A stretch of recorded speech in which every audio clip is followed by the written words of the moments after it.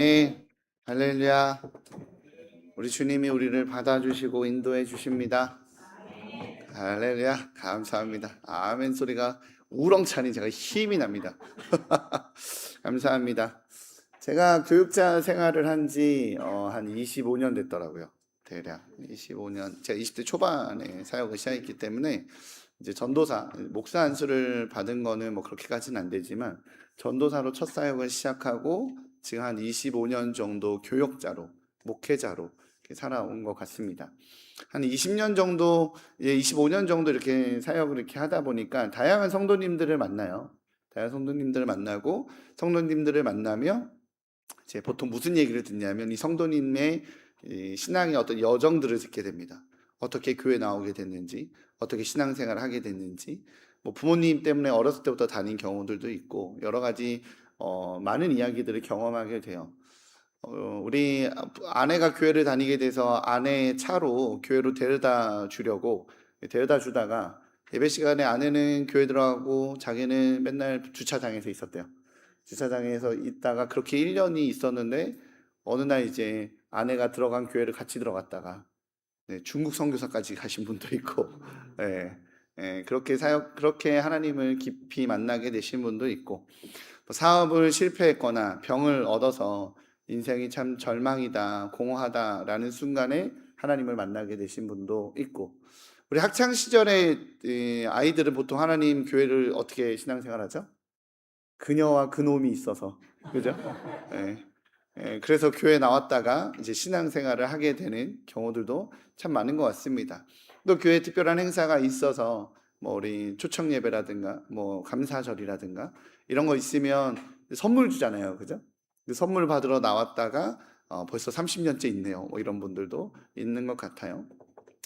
성도님들의 스토리를 이해하게 되면 성도님들의 신앙의 시작점을 보게 되고 스토리를 이해하게 되면 지금의 성도님을 이해하는데 큰 도움이 됩니다. 그래서 그 스토리는 참 중요한 것 같아요.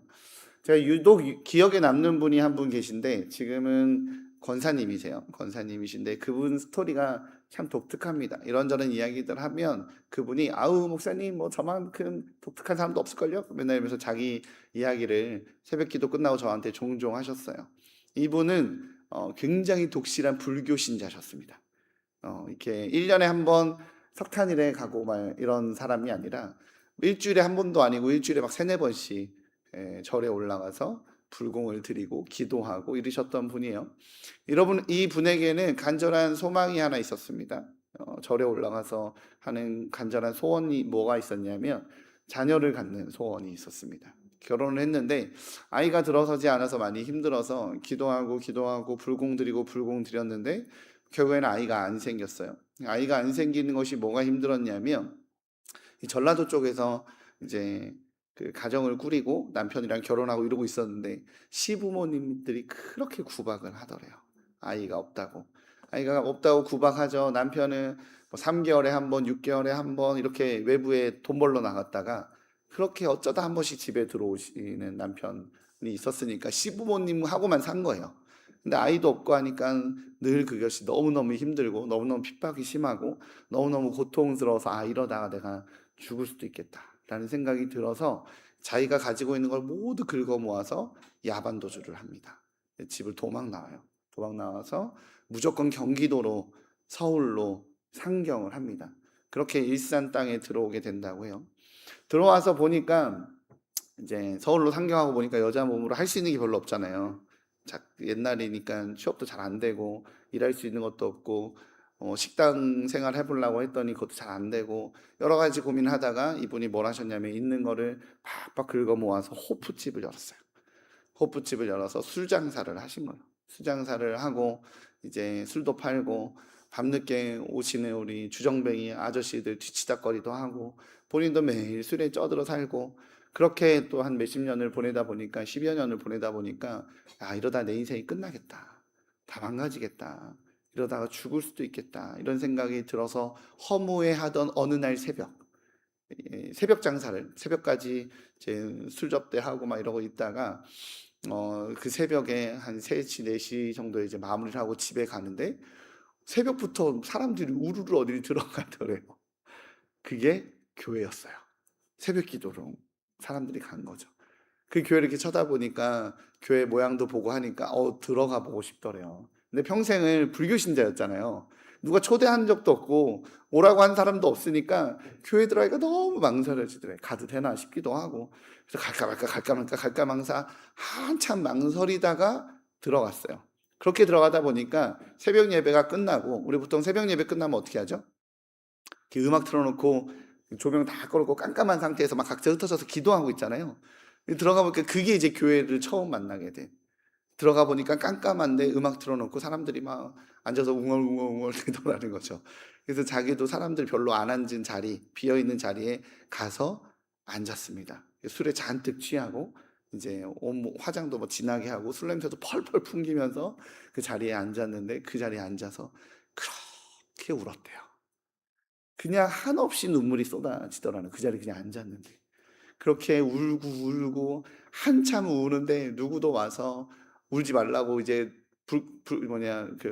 정리해야 되니까 나가라고 이런 얘기하는 사람도 하나도 없이 그렇게 실컷 울다가 집에 간 거예요. 그걸 한 달을 하십니다. 한 달을 매일 술 팔고 호프집 운영하다가 새벽에 정리하고 나와서, 그냥 그날 그렇게 울었던 게, 그래도 그렇게 실컷 울고 나면 사람이 시원하잖아요. 그게 시원해서 교회를 새벽 기도를 한 달을 다니시고, 한 달이 끝날 때쯤에 교회를 등록을 하시는 거예요. 주일에 오셔서 이제 성도님들이 이렇게 안내를 해주셔서 교회 오시면 등록하고 주일 예배 나오시면 된다, 이렇게 안내를 해주시는 분들이 있어서 교회 등록을 하고, 교회 등록하고 난 다음부터 교회에서 하는 모든 훈련, 세가족, 성장반, 양육반, 모든 훈련 다 받았대요. 그리고 뭐 빼먹었네요. 그 한 달 새벽 기도 끝나고 등록하는 날 호프집을 정리를 하신 거죠. 정리를 하시고 이제 교회 등록하셔서 모두 훈련을 받고 지금은 권사님이 되셨습니다. 권사님으로 교회 이렇게 또 굳은 일들, 필요한 일들, 섬기는 일들 열심히 하시고, 또 하나님이 또 신랑감도 또 붙여주셔서 예쁘게 아름답게 살고 계십니다. 권사님이 자기 이야기를 이렇게 하면서 저한테 이렇게 자기 썰을 막 재밌게 푸세요. 워낙 말을 잘하시는 분이라 막 재밌게 풀면서 저한테 하시는 말이 있어요. 목사님, 근데 다 아버지께서 인도해 주신 거예요. 하나님을 아버지라고 부르시는데, 아버지가 이렇게 나 인도해 주셔서 제가 여기까지 왔습니다. 다 하나님의 은혜입니다 라고 고백하신다는 겁니다. 사랑하는 성도님들, 목회를 하면 참 경험하게 되는 것이 뭐가 있냐면, 교회를 들어오게 된, 신앙을 갖게 된 루트는 다 달라요. 친구 따라왔고, 남편 따라왔고, 주차하다 왔고, 교회 주차 문제 때문에 싸우다 왔고, 다양한 분들이 교회를 들어오게 되는데, 그렇게 해서 교회를 들어오게 돼서 신앙을 갖게 되신 분들이 하는 공통적인 고백이 있습니다. 뭐죠? 하나님이 인도하셨습니다. 하나님의 은혜입니다 라고 고백하게 된다라는 겁니다.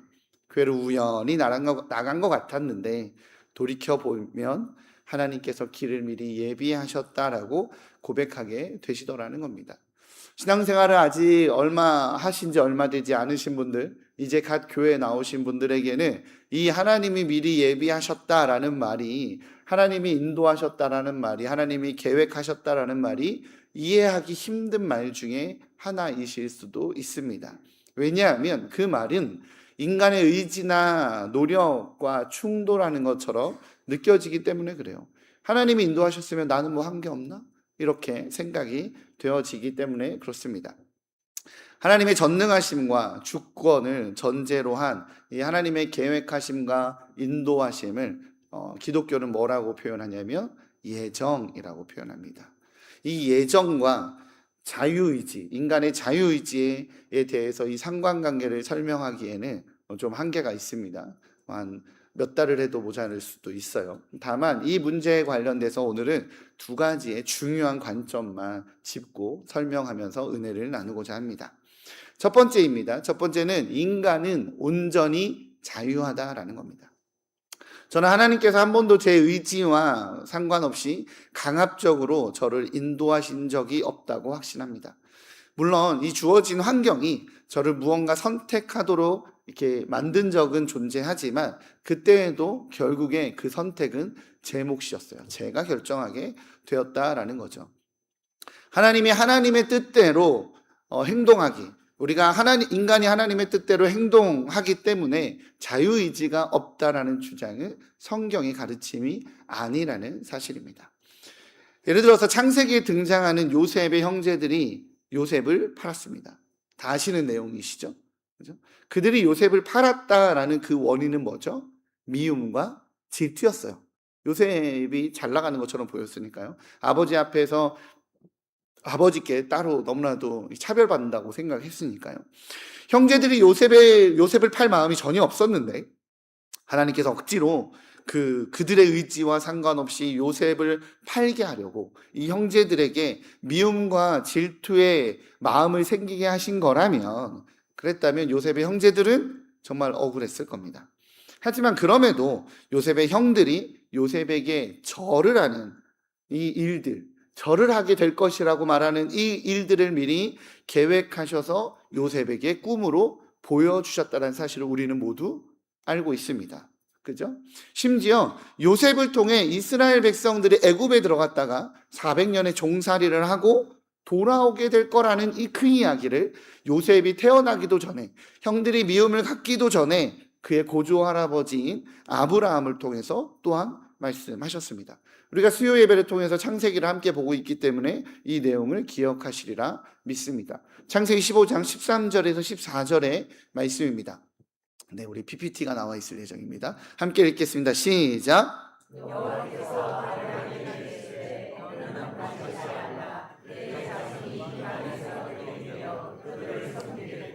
그들은 400년 동안 내 자손을 괴롭히리니 그들이 섬기는 나라를 내가 징벌할지며 그 후에 내 자손이 큰 재물을 이끌고 나오리라. 아멘. 하나님은 이렇게 아브라함에게 예언하셨고 그 예언이 요셉의 때에 성취되었습니다. 이처럼 하나님의 예정도 있고요, 미움과 질투라는 마음으로 본인들이 결정해서 요셉을 판 우리 요셉의 형제들의 자유의지도 존재합니다. 이 상충되어져 보이는 이 영역을 어떻게 이해해야 될까요? 첫 번째로 말씀드렸던 것처럼 이것은 인간의 자유의지가 능력에 제한받는다는 것에 동의해줘야 이 내용이 이해가 됩니다. 한번 따라해 보겠습니다. 인간의 자유의지는 능력에 제한받습니다. 예를 들어 보겠습니다. 아무도 저를 구속하지 않습니다. 아무도 저를 잡고 있지도 않고, 저는 끈에 묶여 있지도 않고, 저는 쇠사슬에 묶여 있지도 않습니다. 저는 자유합니다. 하지만 하늘을 날 수는 없습니다. 그죠? 제가 그러하기에 하늘을 날 수 없다라는 문제는요, 제 자유의지의 문제가 아니라 제 능력의 문제입니다. 제가 자유의지가 구속당해서 하늘을 못 나는 것이 아니라 제가 날 능력이 없기 때문에 그래요. 이와 같이 타락한 인간이 하나님의 자녀가 되는 일은 인간 스스로 선택할 수 있는 일이 아니었습니다. 다르게 말하자면 구원의 문제는 의지의 문제가 아니라 능력의 문제라는 거예요. 그러기에 오늘 본문 5절은 이렇게 말씀하십니다. 함께 읽겠습니다. 5절 같이 읽겠습니다. 시작. 그 기쁘신 뜻대로 우리를 예정하사 예수 그리스도로 말미암아 자기의 아들들이 되게 하셨으니. 아멘. 그리스도의 아들 되게 하는 것, 그리스도로 말미암아 하나님의 아들들이 되게 하신 것을 성경은 하나님의 예정이라고 말합니다. 제 대학 시절 선배님이 여러분들도 아실 만한 분이실 수도 있는데 이름은 몰라도 아버지 당신의 마음이 있는 곳에, 이 곡을 작사한 우리 대학 선배님께서 아들을 입양했습니다. 막내 아들을 입양했는데요, 그 아이는 갓난아기 때 보육원에 맡겨졌습니다. 보육원에 맡겨진 아이를 보고 자기가 자녀가 셋이 있음에도 불구하고 하나님이 주시는 이 강력한 감동이 있어서 그 아이를 입양하기로 결정을 합니다. 그리고 자기의 아들이 되게 했죠. 선배님께서 이 자녀를 입양했다라고 해서 그 아이에게 자유의지가 없는 건 아닙니다. 또한 입양된 아이가 그로부터 철저하게 양부모의 계획대로 살아야 되는 인생이 되어야 한다는 의미도 아닙니다. 선배님께서 막내 아들을 택했다라는 말의 의미는 그 부모와 아이의 관계의 출발이 어디에서부터 시작되었느냐? 부모에게서 시작되었다는 뜻이에요. 그렇기 때문에 그 누구도 이 아이가 갓난아이이기 때문에 갓난아기 때 보육원에 맡겨져서 아주 어리기 때문에 그 아이는 그 누구도 그 무엇도 선택할 수 있는 능력이 없을 때에, 그의 인생에 무언가를 결정할 수 없는 상태일 때에 선배님이 그 아이를 택하여 자기 아들이 되게 했습니다. 이것을 은혜라고 이야기합니다. 하나님의 구원 역사가 이와 같은 겁니다. 인간의 절망적인 상태일 때, 인간이 스스로 구원할 수 없을 때, 인간이 스스로 자기 생명을 연장할 수도 시작할 수도 없는 그때에 우리 주님이 하나님의 구원 결정이 하나님에게서 출발되었다라고 하는 거예요.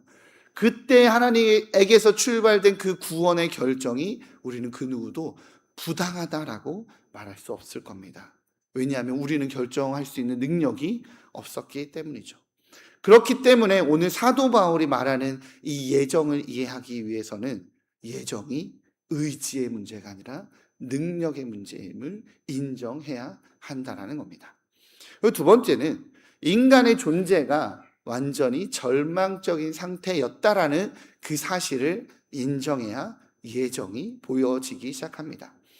인간의 상태가 절망적이었기 때문에 예정은 은혜의 이야기가 된다는 거예요. 출애굽기 사건을 예를 들어 설명하도록 하겠습니다.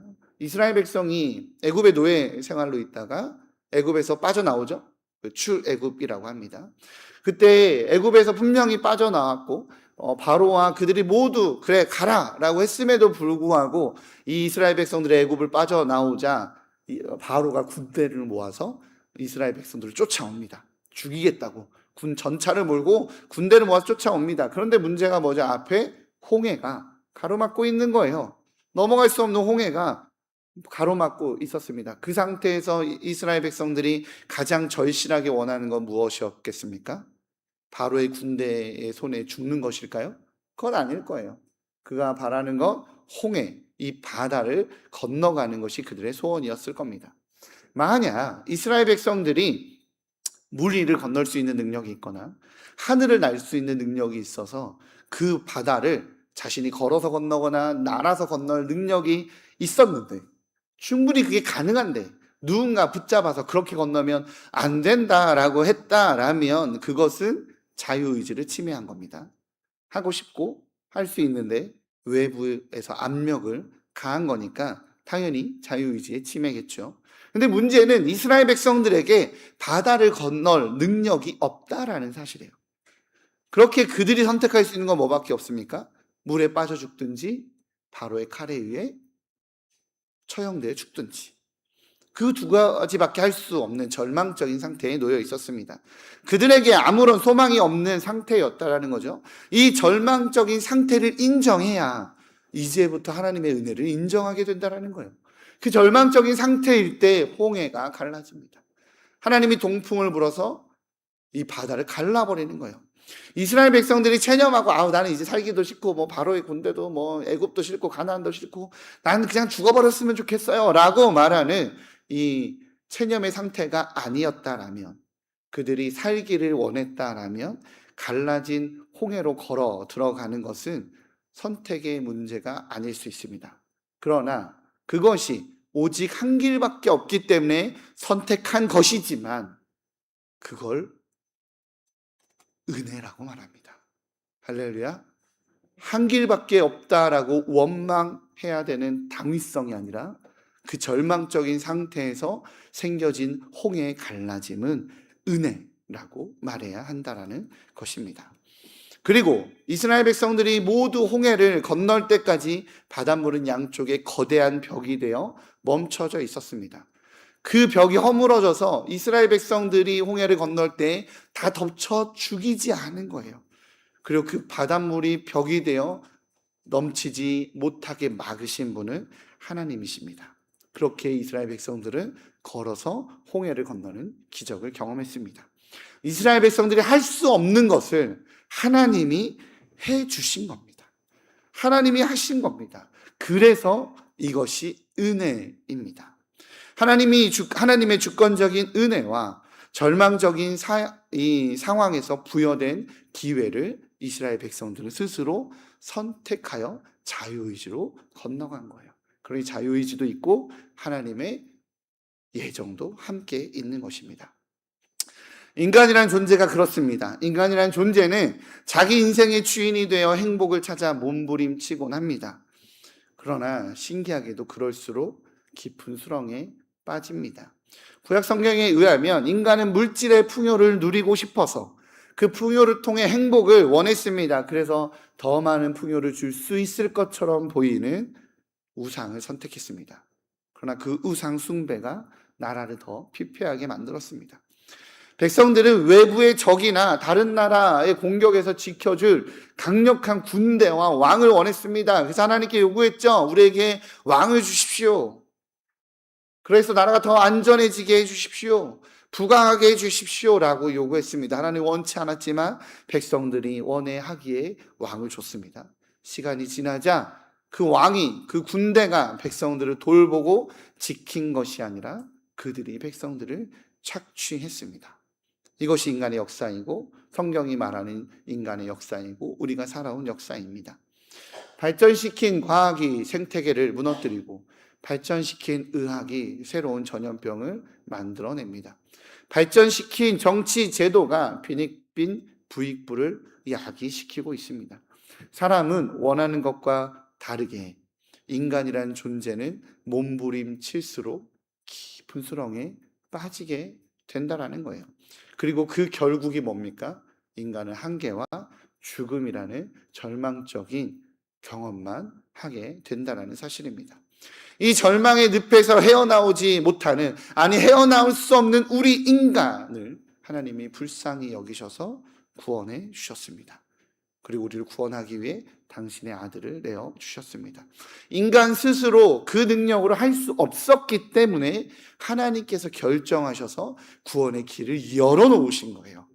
인간이 상상할 수도 없는 그 방법으로 그 일을 이루신 겁니다. 그것이 예정입니다. 커버넌트 신학교 총장이었었던 브라이언 채플 목사는 그러하기에 예정은 불신자를 위한 교리가 아니라 신자를 위한 은혜의 교리다 라고 정의했습니다. 맞습니다. 예정은 심판의 교리가 아니라 은혜의 교리입니다. 오늘 우리가 함께 보고 있는 이 에베소서는 사도 바울이 에베소 교회에 쓴 편지입니다. 당시 에베소 교회 상황이 어땠느냐? 극심한 박해 중에 있었습니다. 이런 에베소 교회를 향해서 하나님께서는 바울을 통해 편지를 쓰게 하십니다. 그것이 하나님께서 하고 싶으셨던 말이었겠죠. 많은 유혹과 많은 시험이 있음에도 불구하고 믿음을 지키며 성도로 하나님의 백성으로 살고자 몸부림치고 있는 에베소 교인들에게 하나님께서 전하고 싶으셨던 말이 무엇이었을까요?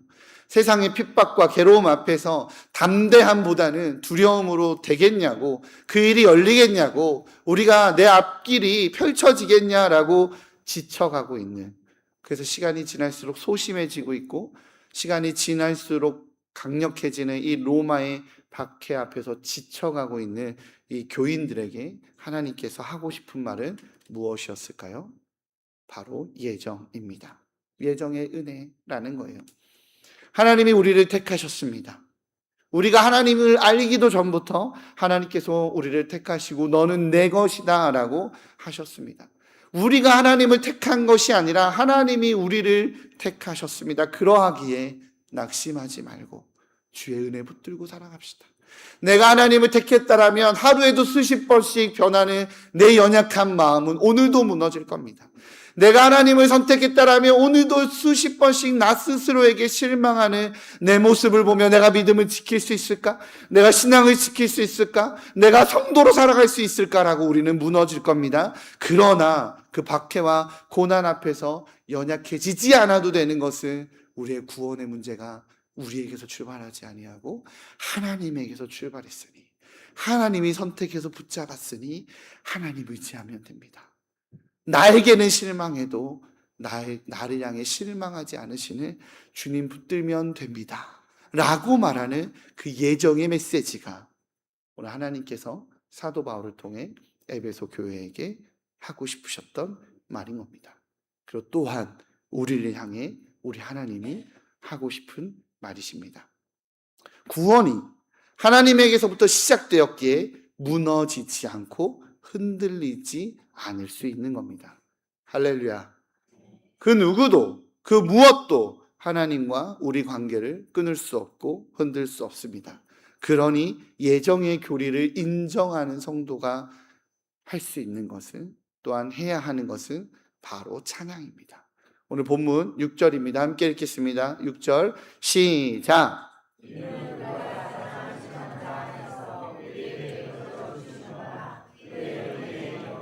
찬송하게 하려는 것이라. 아멘. 사랑하는 우리 한국교회 성도님들, 하나님께 은혜와 찬송을 올려드리시기를 주님의 이름으로 축복합니다. 우리 주님은 우리를 시험하기 위해, 흔들기 위해 택하신 것이 아니라 책임지고 보장하기 위해 우리를 택하셨습니다. 때론 내 연약함으로 실패하고 세상의 유혹에서 헤어나오지 못해 넘어질 때가 있어서 연약함이 있으나, 하나님 앞에서 부끄럽기만 한 내 연약한 모습일 때도 있지만, 나의 능력과 관계없이 우리 하나님께서 우리를 자녀로 삼아 주셨습니다. 때론 내 마음이 사춘기 같아서, 때론 내 마음이 요만해서 부모님에게, 어머님에게 몰라! 라고 승질을 벅 지러내고 나지만, 아침에 눈을 뜨면 우리 어머니가 아침밥 먹어야지, 밥 먹고 나가라 라고 하시는 것처럼, 우리의 연약함 앞에서도 하나님은 우리와의 관계를 포기하지 않으시고 끝까지 손 내밀어 주십니다. 그 은혜를 놓치지 않으시기를 주님이 이름으로 축복합니다. 그러하게 우리는 우리의 연약함과 우리의 실패와 우리의 무너짐과 상관없이 앞으로도 하나님의 자녀입니다. 이 모든 진실 앞에서 우리가 할 수 있는 고백은 단 하나입니다. 하나님이 하셨습니다. 하나님이 하셨습니다. 하나님께서 구원하셨고, 하나님께서 인도하셨으며, 하나님께서 여기까지 이끌고 오셨습니다. 그러니 우리 주님 바라보며 이 예정의 은혜로 신앙을 갱신하는 우리 한국교회 귀한 성도님들 되시기를 주님의 이름으로 축복합니다. 기도하겠습니다. 사랑의 주님, 주님이 하셨습니다. 나는 연약해서 또 무너졌고, 또 돌아섰고, 세상이 좋았고, 또 실패했지만 우리 주님이 그래도 언제나 응원해 주시고 손 내밀어 주시고 포기하지 않으시고 인도하셨기에, 주님, 제가 여기까지 있습니다. 내 공로 아니고 모두 하나님의 은혜입니다. 주님, 그 은혜 붙들고 찬양하며 살아가는 인생 되게 하여 주옵소서. 감사합니다. 우리 주 예수 그리스도의 이름으로 기도합니다. 아멘. 찬송하